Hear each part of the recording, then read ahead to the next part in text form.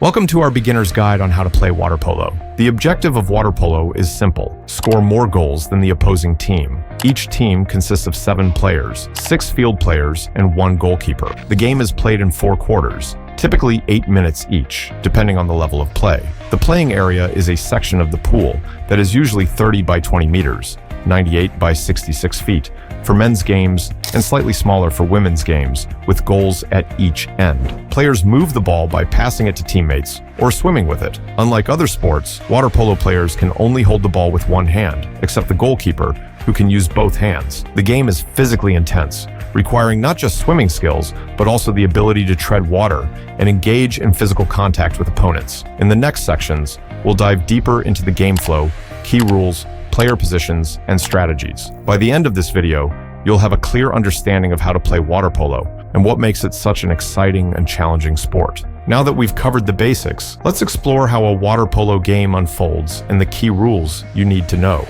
And it keeps the game fast-paced by preventing teams from holding onto the ball for too long. If the team doesn't shoot within 30 seconds, possession is turned over to the other team. One of the key rules in water polo is that players can only hold the ball with one hand at a time, making it challenging to control and pass the ball while swimming. The only exception is the goalkeeper, who can use both hands to block shots and throw the ball. When in possession of the ball, players often use a technique called egg beater kicking to tread water while keeping their heads above the surface and maintaining control of the ball. Fouls are an important aspect of water polo and can significantly impact the flow of the game. There are 2 types of fouls: ordinary fouls and major fouls. Ordinary fouls are minor infractions, such as holding an opponent or failing to maintain proper distance during a free throw. These usually result in the opposing team being awarded a free throw. Major fouls, however, are more serious and can result in a player being excluded from the game for 20 seconds, leaving their team short-handed. Examples of major fouls include striking an opponent, aggressive holding, or interfering with an opponent's opportunity to score. Another critical aspect of water polo is the exclusion zone, which is the area inside 2 meters from the opponent's goal. Offensive players cannot enter this zone unless they have the ball, or they risk being called for an offside foul. This rule helps maintain the spacing of the game and prevents players from crowding the goal. Understanding these rules is essential for playing water polo effectively. They not only guide the flow of the game, but also influence the strategies that teams use. Next, we'll dive into the different player positions and the roles they play in a game. Now that you know how the game flows and the key rules, let's discuss the different player positions and the strategies involved in water polo. Each position has a specific role, and understanding these roles will give you a better appreciation of the game's dynamics. The goalkeeper is the last line of defense and the only player allowed to use both hands. Their main job is to block shots on goal, using quick reflexes and strong leg movements to stay afloat and cover as much of the goal area as possible. Goalkeepers also initiate counterattacks by making long passes to their teammates down the pool.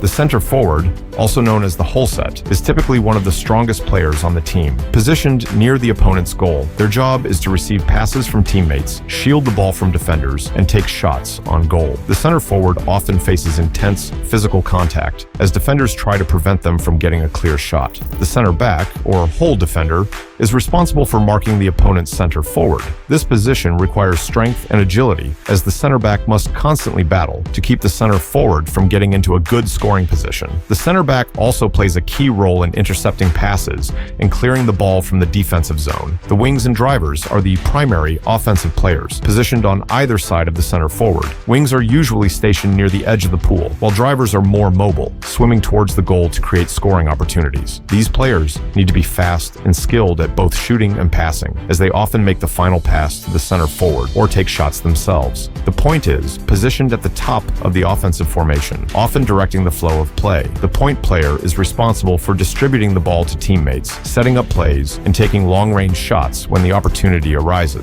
The point also helps coordinate the defense when the team transitions to defense. In terms of strategy, water polo is a game of constant motion and quick decision-making. Offensive strategies often revolve around creating space and positioning positioning the center forward to receive the ball. One common strategy is the driving offense, where players without the ball swim towards the goal to draw defenders away from the center forward, creating opportunities for a pass or shot. Defensively, teams often use a zone defense or man-to-man marking. In a zone defense, each defender covers a specific area of the pool, helping to block passing lanes and prevent shots from close range. Man-to-man marking involves each defender being responsible for a specific opponent, closely guarding them to prevent scoring opportunities. Another important strategy is the counterattack, which is a quick transition from defense to offense after gaining possession. The goalkeeper or a defensive player makes a long pass to a fast swimmer, who sprints towards the opponent's goal for a scoring chance before the defense can regroup. These strategies highlight the importance of teamwork and communication in water polo.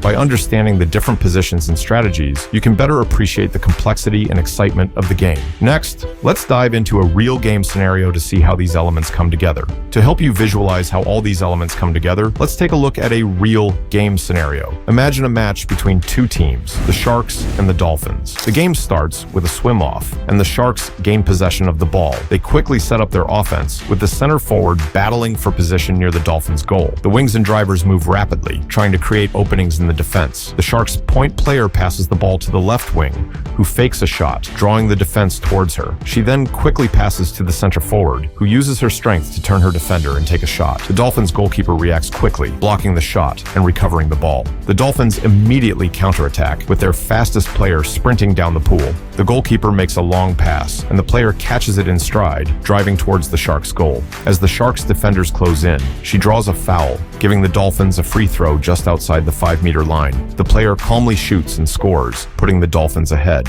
Throughout the game, both teams use a combination of man-to-man defense and quick counterattacks, showcasing the speed and intensity of water polo. The Sharks adjust their strategy, focusing on tighter marking and faster ball movement, while the Dolphins rely on their goalkeeper and swift counterattacks to maintain their lead. This scenario highlights the fast-paced, strategic nature of water polo and shows how important teamwork and quick decision-making are in the game. We've covered a lot in this video, from the basic rules of water polo to the different player positions, strategies, and even a glimpse into how a real game plays out. Water polo is a challenging and exciting sport that demands a high level of fitness, skill, and teamwork. If you're new to water polo, focus on building your swimming skills, learning the rules, and understanding the different positions. Practice your ball handling techniques, such as passing and shooting with one hand, and work on your ability to tread water using the egg beater kick. The more you practice, the better you'll become at this physically demanding and rewarding sport. For those who enjoy watching water polo, try to observe the different strategies we've discussed. Notice how teams position their players, execute counterattacks, and use defensive tactics to control the game.